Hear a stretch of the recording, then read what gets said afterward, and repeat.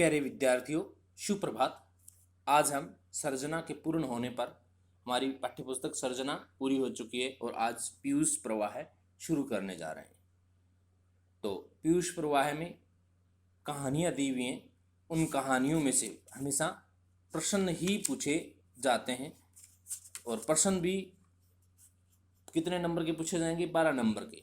6 प्रश्न तो एक एक अंक के होंगे, जिनमें एक एक अंक होगा। छोटे छोटे प्रश्न आएंगे कि ये किसने कहा, क्यों कहा, किस किस लिए कहा, ऐसे प्रश्न पूछे जाते हैं कहानियों से। और 6 नंबर के 3 प्रश्न आते हैं, 2-2 नंबर के। तो इस प्रकार से इसमें से प्रश्नों का ही विषय रहेगा। और कहानी पढ़ते समय ये विशेष रूप से ध्यान देना है कि ये कौन कह बोला है, ऐसा किसने कहा है, ऐसा किसने किसको कहा है, ऐसा किसने इसको क्यों कहा है, ऐसे प्रश्न ही ज़्यादा पूछे जाते हैं। या फिर पूछा जाता है कि कहानी के पात्र का चरित्र चित्रण कीजिए, कहानी की विशेषताएं बताइए। ऐसे प्रश्न 2 नंबर वालों में ऐसे पूछे जाते हैं। तो देखिए, सबसे पहले उसने कहा था पंडित चंद्रधर शर्मा गुलेरी की कहानी है। देखिए, लेखक परिचय। पंडित चंद्रधर शर्मा गुलेरी हिंदी कहानी के उल्लेखनीय हस्ताक्षर हैं। कि कहानी की अगर बात की जाए तो चंद्रधर शर्मा गुलेरी का नाम है वो सबसे पहले लिया जाता है। उनका जन्म जयपुर में हुआ। राजस्थान के रहने वाले थे वो। वे बचपन से ही साहित्यिक प्रतिभा संपन्न थे। इनकी प्रतिभा का क्षेत्र खगोल विज्ञान, ज्योतिष, धर्म, भाषा विज्ञान, इतिहास, शोध एवं साहित्य का तक विस्तृत था। कि एक साहित्य ही नहीं, सभी विषयों के ज्ञाता थे ये। पृथ्वी के बारे में, विज्ञान के बारे में, ज्योतिष के बारे में, धर्मशास्त्र के बारे में, भाषा विज्ञान के बारे में भी अपने विषयों को साधते थे। उसने कहा था हिंदी की प्रसिद्ध कहानी है। अपने आप में एक प्रसिद्ध कहानी है भाई, मनोरंजन की। इस पर अनेक पटकथाएं लिखी गई हैं, अनेक फिल्में बनी हैं, अनेक नाटक बने हैं। तो अपने आप में ये उसने कहा था कहानी है वो चंद्रधर शर्मा गुलेरी की क्या है, प्रसिद्ध कहानियों में है। हिंदी कहानी की प्रसिद्ध कहानियों की बात की जाए तो उसमें इसका नाम भी बड़े श्रद्धा के साथ लिया जाता है। जिसका प्रकाशन 1915 ईस्वी में हुआ। इसके अतिरिक्त उन्होंने सुखमय जीवन और बुद्धू का कांटा आदि कहानियां भी लिखी। एक ही नहीं, और भी कहानियां इन्होंने लिखी। कछुआ धर्म, मोरेसी, मोही कुंठाव आदि उनकी निबंध कला के प्रतिमान है। उन्होंने मासिक पत्र समालोचक का संपादन किया एवं नागरी प्रचारिणी सभा काशी के संपादक मंडल में भी रहे। और छोटी सी आयु 39 वर्ष की अल्प आयु में ही इनका क्या हो जाता है, निधन हो जाता है। फिर देखिए पाठ परिचय। कहानी में क्या विषय वस्तु है, किस विषय में ये कहानी लिखी गई है। उसने कहा था प्रथम विश्व युद्ध की पृष्ठभूमि पर लिखी गई एक मार्मिक कहानी है। कि प्रथम विश्व युद्ध चल रहा था उस समय। भारतीय सैनिक हैं, वो भी युद्ध स्थल में गए हुए थे अंग्रेजों की तरफ से। और वहाँ पर जर्मनी, जापान, एक तरफ तो मित्र राष्ट्र थे और एक तरफ धुरी राष्ट्र थे। तो वहाँ पर पहचान करने की क्षमता कैसे भारतीय सैनिकों में थी, उस विपक्षी सैनिकों को कैसे पहचानते हैं, कैसे उनकी परीक्षा लेते हैं, कैसे वो रूप परिवर्तित करके वहाँ आते हैं, ऐसी सब बातों का यहाँ उल्लेख किया गया है। कि भारतीय सेना के सिपाही हैं वो किस प्रकार से विपक्षी सेना के सिपाही को पहचान लेते हैं, वो रूप परिवर्तित करके आता है, यवन सैनिक बन करके आता है और होता है वो धुरी राष्ट्र की सेना का। जिसका कथानक प्रेम, त्याग और कर्तव्य निष्ठा को केंद्र में रखकर बुना गया। कि इकल्ले युद्ध की स्थिति का नहीं है, यहाँ बचपन के प्रेम का भी विषय यहाँ उल्लेखित किया जा रहा है। तो प्रेम और त्याग, कि कैसे अपने प्रेम के लिए अपना सर्वस्व त्याग कर देता है, इस बात का भी इस कहानी में हमें पढ़ने को मिलेगा लहना सिंह के माध्यम से। अमृतसर के बाजार का दृश्य बालक बालिका का बाल सुलभ निश्चल प्रेम। की बच्चे भी कितना निस्वार्थ भाव से प्रेम करते हैं, जैसे इस कहानी में हमें देखने को मिलेगा। महायुद्ध का वातावरण और एक तरफ युद्ध का वातावरण, लहरा सिंह के आत्मोत्सर्ग आदि के वर्णन में गहरा मनोवैज्ञानिक पुट है। ये साथ में ये मन को प्रभावित करने वाली भी कहानी है। यह कहानी प्रारंभिक चहल पहल से लेकर प्रेम और कर्तव्य का विकट पथ पार करती हुई मृत्यु सैया पर समाप्त होती है। कि कैसे बचपन में वो सूबेदारनी को जो बचपन में थी उसको दुकान के ऊपर देखता है, कैसे उसके प्रति निश्चल प्रेम होता है, फिर उसका विवाह कहीं अलग हो जाता है और फिर वो सेना में चला जाता है। सेना में जाने के बाद में फिर उसका आपस में परिचय हो जाता है और वो उसको प्रतिष्ठा दिलाती है कि आप मेरे बेटे और मेरे पति की रक्षा करोगे। ऐसी कर्तव्य निष्ठा की भावना भी यहाँ पर इस कहानी के माध्यम से दिखाई देती है और साथ में निश्चल भाव का प्रेम भी उनका दिखाया गया है कहानी के माध्यम से।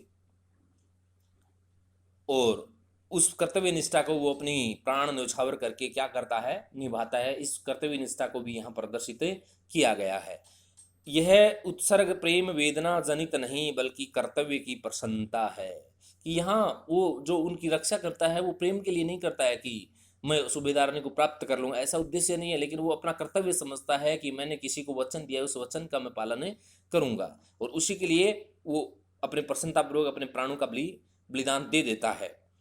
आंचलिक शब्दों के साथ, हृदय को स्पर्श करने वाले शब्दों के साथ यथार्थ वर्ण वास्तविकता का वर्णन, उत्कंठ भाव व्यंजना से यह कहानी हिंदी साहित्य की विशिष्ट धरोहर है। देखिए कहानी एक बड़े बड़े शहरों के इक्के गाड़ी वालों की जबान के कोड़ों से जिनकी पीठ छिल गई, कि घोड़ों की पीठ पर कोड़ों का प्रहार करके उन घोड़ों की चमड़ी को उतार लिया है और कान पक गए हैं, उनसे हमारी प्रार्थना है कि अमृतसर के बम्बू काट वालों की बोली का मरहम लगावे। कि वो अमृतसर में इक्के गाड़ी वाले हैं, वो कितनी मीठी मीठी बातों से लोग अपने सह यात्रियों को गंतव्य स्थान पर पहुंचाते हुए बहुत ही मन को आकर्षित करते हैं। जब बड़े बड़े शहरों की चौड़ी सड़कों पर घोड़े की पीठ चाबुक से धुनते हुए कहीं राह चलते पैदलों की आंखों के न होने पर तरस खाते हैं, कभी उनके पैरों की अंगुलियों के पोरे को चिंत कर अपने ही को सताया हुआ बताते हैं और संसार भर की ग्लानि, निराशा और क्षोभ के अवतार बने नाग की सिंध में चले जाते हैं। तब अमृतसर में उनकी बिरादरी वाले तंग चक्करदार गलियों में हर एक लड्ढी वाले के लिए ठहर कर सबका सबर का समुद्र उमड़ा कर, बच्चों खालसा जी हटो भाई जी, ठहरना भाई जी, आने दो लाला जी, हटो बादशाह कहते हुए सफेद फेंटों खच्चरों और बतकों, गन्ने और खोमचे और भारे वालों के जंगल में से राह खेते हैं। कि अमृतसर के तांगे वाले हैं और अन्य तांगे वाले हैं, उनकी विशेषताओं का यहाँ बताया जा रहा है कि अन्य तांगे वाले हैं वो लोगों को चीरते हुए जाते हैं, लोगों को गालियां बकते रहते हैं कि कैसे लोग हैं, आवाज़ देने के बाद भी हटते नहीं हैं और धक्के मारते हैं तो भी आगे से घोड़ा गाड़ी से आगे से हटते नहीं है। लेकिन अमृतसर के तांगे वाले हैं, उनकी विशेषता यहाँ बताई जा रही है कि कितने विनम्र स्वभाव से कहते हैं कि हटो बाई जी, हटो बादशाह, ऐसे शब्दों का प्रयोग किया जा रहा है ना, ठहरना बाई जी, आने दो लाला जी, हटो बादशाह कहते हुए सफेद फेंटो खच्चर और बतकों, गन्ने खोमचे और भारे वालों को जंगल में से राह कहते हैं, जैसे घने सुनसान जंगल में से वो निकले रहे हों। कहने का तात्पर्य यहाँ लेखक का यह है कि घोड़ा गाड़ी वाले तांगे वाले हैं वो अन्य स्थान के भी हैं, लेकिन अमृतसर के जो लोग हैं उनकी भाषा की मृदुता है वो अत्यंत ही हृदय को स्पर्श करने वाली है कि वो अपनी मीठी वाणी से लोगों को इधर उधर करते रहते हैं और अपने गंतव्य स्थान पर अपने साथी को पहुंचा देते हैं। ये बात नहीं कि उनकी जीभ चलती ही नहीं, चलती है, पर मीठी छुरी की तरह महीन मार करती हुई, कि हृदय को स्पर्श करती हुई, आकर्षित करती हुई उनकी जीभें चलती है। यदि कोई बुढ़िया बार बार चितौनी देने पर भी लीक से नहीं हटती तो उनकी वचनावली के ये नमूने हैं, हट जा जिने जोगिए, हट जा कमर वालिए, हट जा पुता पायरिए, बच जा लंबी उम्र वालिए। कि अगर कोई बूढ़ा व्यक्ति है या बूढ़ी महिला है, उनके कहने के बावजूद भी नहीं उठती है तो फिर भी वो अपने को अपना क्रोध प्रकट नहीं करते हैं और उसी मीठी आवाज़ में कहते हैं कि अपने बच्चों के लिए आप अलग हट जाइए। समष्टि में इनके अर्थ हैं कि तू जीने योग्य है, जैसे सामान्य शब्दों, वो तो वहाँ की भाषा के बात की जा रही थी, उसका हिंदी में अर्थ बताया जा रहा है कि तू तो जीने योग्य, आगे क्यों आ रही है मरने के लिए, तू भाग्यशाली है, पुत्रों की बैरी है, आपकी संतान है वो आपसे प्रेम करती है, और बच जा लंबी उम्र वाली, आपकी उम्र तो बहुत लंबी है इसलिए आपको इस प्रकार से आगे नहीं आना चाहिए, इसलिए आपको हट जाना चाहिए, लंबी उम्र तेरे सामने, तू क्यों मेरे पहिए के नीचे आना चाहती है, बच जा। तो इस प्रकार की मीठी वाणी से अपनी उसकी उपयोगिता को बताते हुए वो उसको अलग करने का प्रयास करते हैं। ऐसे बम्बू काट वालों के बीच में होकर एक लड़का और एक लड़की चौक की एक दुकान पर आ मिले। एक मैदान में एक दुकान है, वहाँ एक लड़का और लड़की मिलते हैं। उसके बालों और उसके ढीले सुथने कपड़ों से जान पड़ता है कि दोनों सिख हैं, कि उनके वेशभूषा से ऐसा प्रतीत हो रहा है कि वो सिख समुदाय के बालक हैं।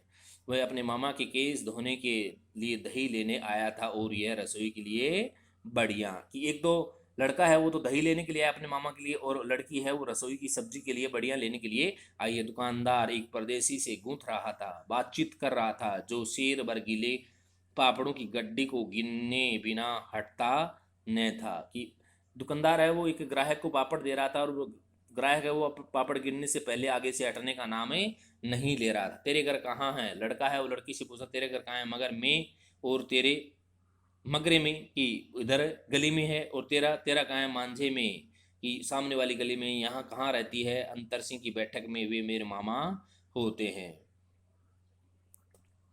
मैं भी मामा के यहाँ आया हूँ, उनका घर गुरु बाजार में है।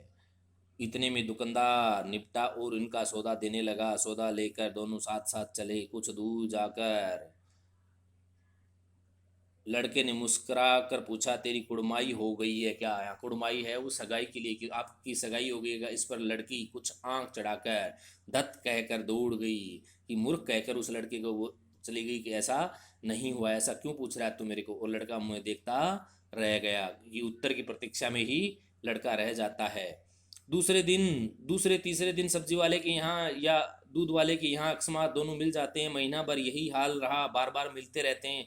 दो तीन बार लड़के ने फिर पूछा तेरी कुड़माई हो गई, उत्तर में वही धत मिला। एक दिन जब फिर लड़के ने वैसे ही हंसी में चिढ़ाने के लिए पूछा, तो लड़की लड़के की संभावनाओं के विरुद्ध बोली हाँ हो गई। कब, कल। देखते नहीं ये रेशम से कढ़ा हुआ सालू, की ये कपड़ा मैंने ऑर्डर किया तभी तो ऑर्डर किया है, मेरी कुड़माई होने के बाद, सगाई होने के बाद। लड़की भाग गई। लड़की ने घर की राह ली। लड़के ने घर की राह ली। रास्ते में एक लड़के को मोरी में ढकेल दिया। एक छाबड़ी वाले की दिन भर की कमाई खोई। एक कुत्ते के पत्थर मारा और एक गोभी वाले के ठेले में दूध उड़ेल दिया। सामने नहाकर आती हुई किसी वैष्णवी से औरत से टकराकर अंधे की उपाधि पाई, तब कहीं घर पहुंचा। कि ऐसा सुनने के बाद उस लड़के ने अपना संतुलन ही खो दिया।